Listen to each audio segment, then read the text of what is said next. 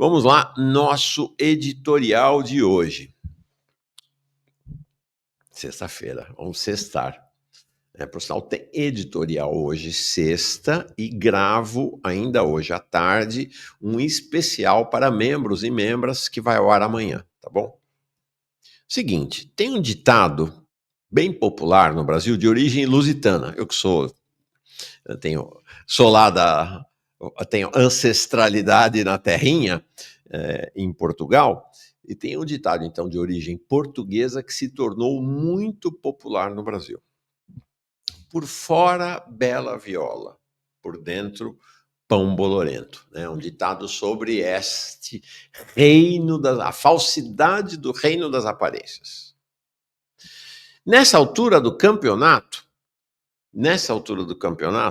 mais de 2 anos e meio do governo Lula, creio que este ditado português, sem qualquer antipetismo, antilulismo, vocês sabem, eu não sou antilulista, não sou antipetista, né? Mas eu acho que este ditado cabe perfeitamente ao governo Lula. Olha só, vamos olhar para um tema que é um tema crucial para nós neste momento, né? Foi algo que atravessou essa semana aqui. A gente tem trazido a centralidade da luta contra o imperialismo. Então, o governo Lula e a centralidade da luta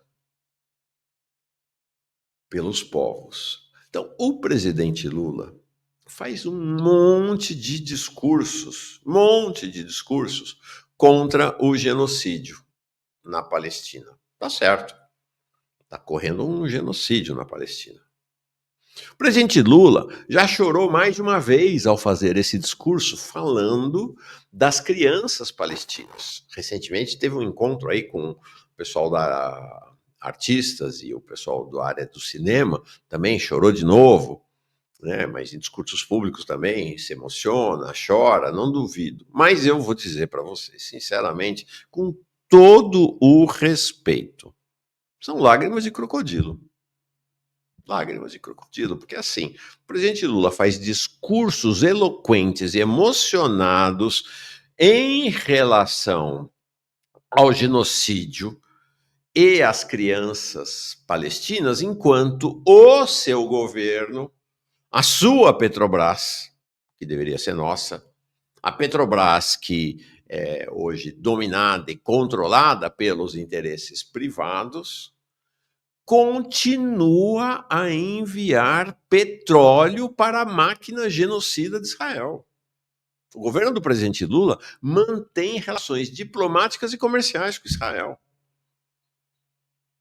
O Exército Brasileiro, as PMs do Brasil, continuam a comprar armas de Israel. Até soja o Brasil manda para Israel. Até soja. Então, onde é que está isso? Onde é que está? Onde é que está a verdade da posição de Lula e do seu governo em relação ao genocídio? Nos discursos do presidente ou na prática concreta do seu governo?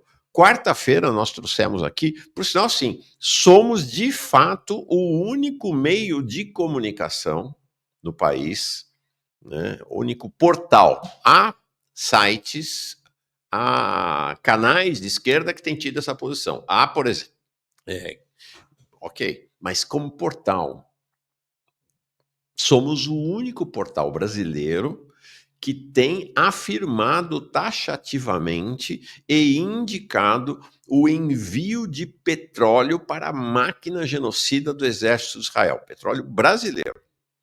Ninguém, a imprensa progressista esquece. Ninguém, até gente que se diz de esquerda, esquece. Não, se a denúncia da ONU quanto ao envio de petróleo brasileiro para Israel foi censurada por toda essa mídia, então fazemos questão de colocar isso, porque isso me parece que é um critério da verdade. outro ditado, né? A prática é o critério da verdade. A prática é que, em que pesem os tais discursos, o Brasil está alimentando a máquina genocida de Israel e lucrando com a máquina. Nós trouxemos aqui quarta-feira o Leandro Lanfredi, dirigente do Sindicato dos Petroleiros do Rio de Janeiro, e ele foi incisivo, claro, há provas fartas do envio de petróleo brasileiro para Israel, com petróleo enviado pela Petrobras em parceria com as petroleiras estrangeiras, que são suas parceiras, efetivamente, e com a cumplicidade muda do governo Lula. Fala, Leandro. Que o Brasil vem desenvolvendo com Israel fala mais alto que as declarações de genocídio.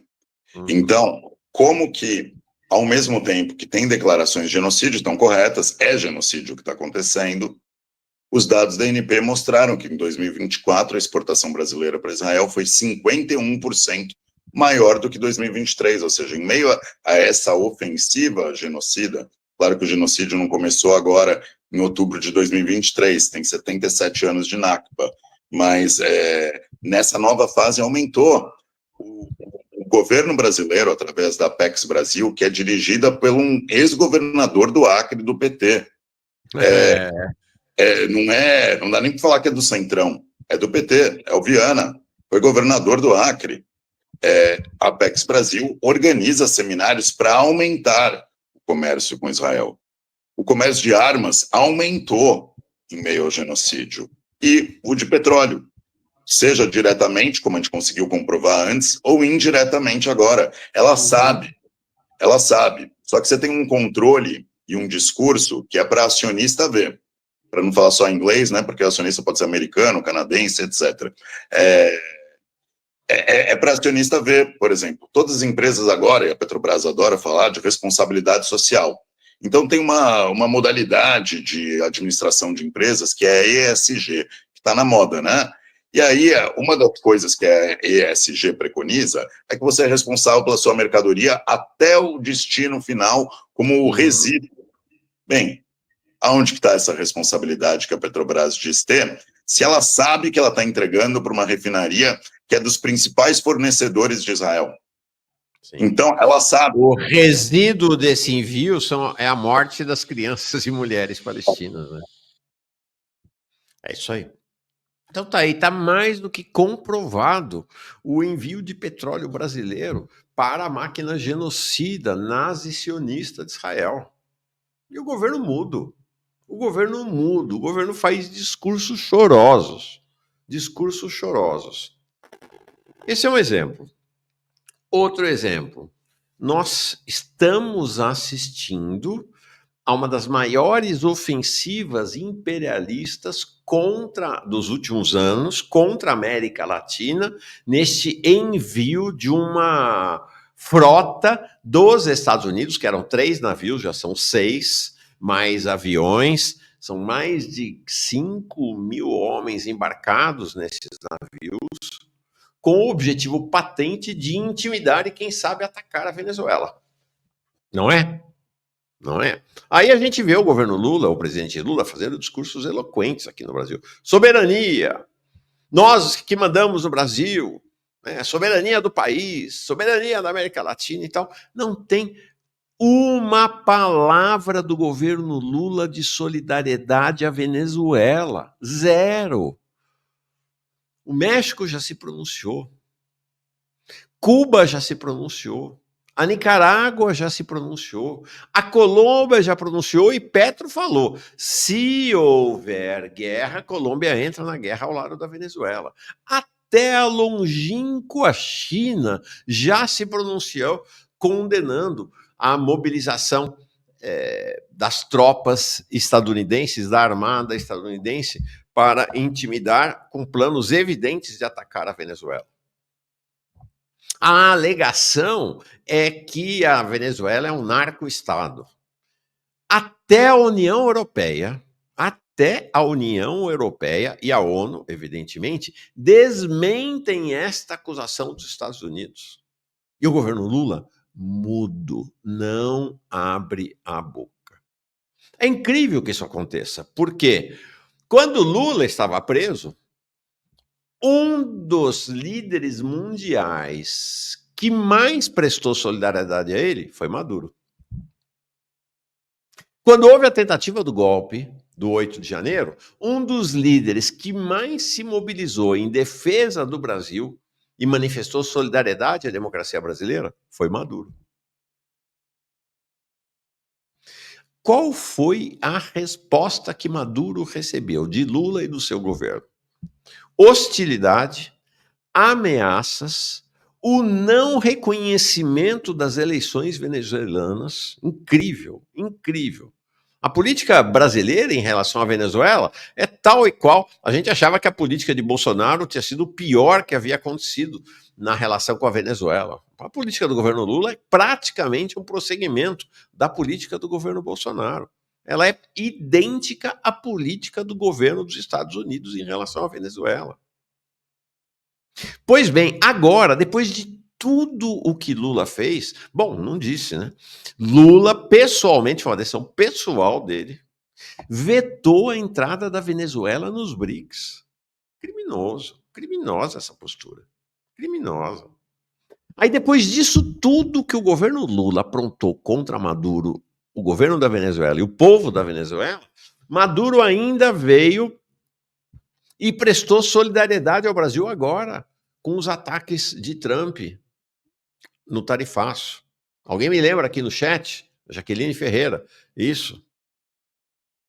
Sem falar do envio que o governo Maduro fez durante a pandemia de cilindros de oxigênio, quando o povo de Manaus e da Amazônia estava morrendo sem ar, né, por conta do governo genocida de Bolsonaro.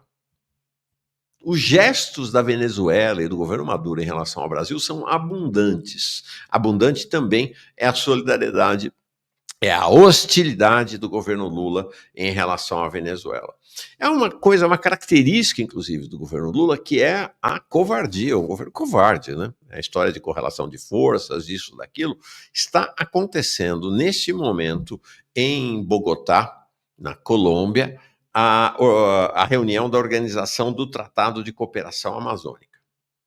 Está lá. O governo Lula está rezando para ter uma deliberação em relação à questão do narcotráfico na Amazônia, para ver se ele arruma um jeito de se posicionar. Ontem teve uma reunião do chanceler brasileiro Mauro Vieira com o chanceler venezuelano Ivan Gil. Eu vou dizer para vocês, a nota que o Itamaraty soltou no seu Twitter em relação a esta reunião é insultosa. É um insulto à esquerda brasileira, é um insulto à Venezuela, é um insulto ao povo venezuelano e é um insulto ao povo brasileiro. Vamos ler juntos aqui essa nota. É incrível. Eles sentaram para uma reunião em Bogotá ontem e o Mauro Vieira foi incapaz de manifestar solidariedade à Venezuela. Olha o que saiu ontem no final da tarde, às 5h15 da tarde, como nota do Itamaraty em relação ao encontro de Mauro Vieira e Ivan Gil. Presta atenção. Discutiram a necessidade de solucionar as atuais pendências na relação bilateral, portanto, reconhece que a relação bilateral está uma desgraça dos dois países, os desdobramentos das tarifas dos Estados Unidos para o sistema multilateral de comércio e também os atuais desafios em matéria de segurança regional. Não tem uma vírgula de solidariedade à Venezuela em relação ao cerco promovido pelos Estados Unidos. Nada, nenhuma vírgula. É chocante que assim seja. E a reportagem que a Folha de São Paulo fez em relação à presença do Brasil lá na reunião na Colômbia é pior ainda, porque o governo brasileiro chancela a posição do governo Trump. É inacreditável que isso esteja acontecendo. Olha aqui, ó. Existe forte incômodo entre aliados de Lula com a proximidade das embarcações e com declarações agressivas de autoridades de Washington. Mas a avaliação no momento é a de que qualquer resposta sobre o caso deve ser dada com extrema cautela. Entre outras razões, pelo fato de o Brasil estar na mira do governo Trump com a imposição de tarifas e sanções. Ou seja, Ou seja, é inacreditável a covardia desse governo. Eu fico chocado. Como o governo Trump está atacando o Brasil, eu não vou manifestar solidariedade à Venezuela, senão pode piorar a minha situação na relação com o governo Trump. Olha isso. Isso é postura. Isso é posição de um governo soberano. Continua. Vamos lá. Olha isso aqui agora. O Planalto também considera que a ação está dentro da lógica adotada pelo governo de Donald Trump de militarização no combate a organizações criminosas transnacionais e ao tráfico de drogas, algo que impacta outros países como o México.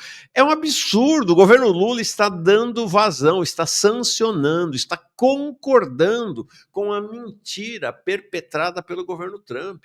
A ONU e até a União Europeia já disseram que a Venezuela não tem nada a ver com a questão do tráfico. Nada a ver com a questão do tráfico de drogas. Não é um narco-estado, ao contrário do que diz o governo Trump, que colocou até um prêmio de 50 milhões de dólares pela cabeça de Maduro. E o governo Lula, nada. É uma vergonha. É uma vergonha, realmente, o que faz este governo. Aí você tem, né, essa questão da... Só para encerrar, essa questão da falta de coragem do governo Lula, da covardia do governo Lula, é realmente espantosa. Tem aí as sanções, a aplicação da lei Magnitsky contra Alexandre de Moraes. Pois bem. Qual foi o banco brasileiro que cassou o cartão de crédito de Alexandre de Moraes, cartão de crédito da Mastercard, por conta da lei Magnitsky? O Banco do Brasil, gente. O Banco do Brasil. Aí teve uma versão divulgada ontem por petistas, por governistas, de que quem teria caçado o cartão teria sido a Mastercard, que desmentiu. Falou, não caçamos cartão nenhum. O Banco do Brasil, abanando o rabo para o governo Trump. Impressionante. O governo Lula. Isto é o governo Lula. E aí fica essa história, né? Pai dos pobres, porque os pobres, porque tal. Aí corta o BPC, corta o Bolsa Família, acaba com o piso da educação, reduz o reajuste do salário mínimo de maneira brutal, não para de elevar as taxas de juros. Nós mostramos aqui esta semana o estudo feito com base em declarações do imposto de renda por 3 economistas, indicando que a concentração de renda no Brasil não para de aumentar. Mostra que de 2017, governo Temer, depois governo Bolsonaro, e primeiro ano do governo Lula, 2023, enquanto a renda média no Brasil subiu 1,4% acima da inflação, a renda do 1% mais rico subiu 4,4%. A renda dos 0,01% cresceu 7,9%. Chocante. Lamentavelmente, o ditado português aplica-se cada vez mais ao governo Lula e ainda tem gente que fala de direita e esquerda.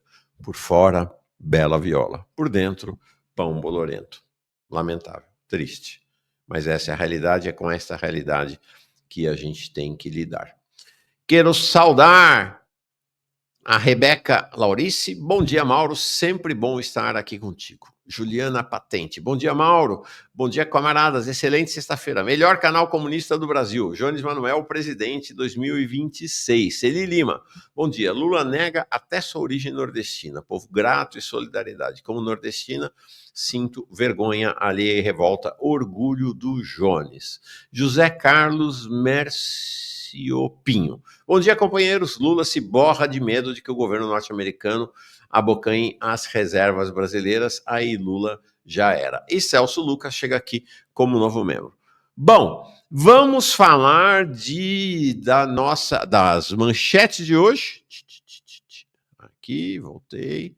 Tá aqui. Nossa manchete de hoje é: Bolsonaro tem até 20h34, Bolsonaro e seus advogados, para apresentar ao STF a explicação para o plano de fuga para a Argentina e a sequência de violações que ele cometeu às condicionantes para a sua prisão domiciliar. Pode ser decretada a prisão de Bolsonaro, e aí ele recolhido ao Chilindró na Polícia Federal, provavelmente, ainda hoje ou até amanhã de manhã. Nossa segunda manchete é Jones Manuel, alvo das Big Techs e agora também dos neonazistas. Ele está incomodando muito. Nossos convidados, a vereadora marisqueira, quilombola, líder do PSOL na Câmara de Vereadores e Vereadoras de Salvador, ameaçada de cassação. Há uma ofensiva da direita baiana, sobretudo em Salvador, comandada pelo prefeito de extrema-direita da União Brasil, Bruno Reis, para cassar o mandato de 3 parlamentares da ala esquerda do PSOL.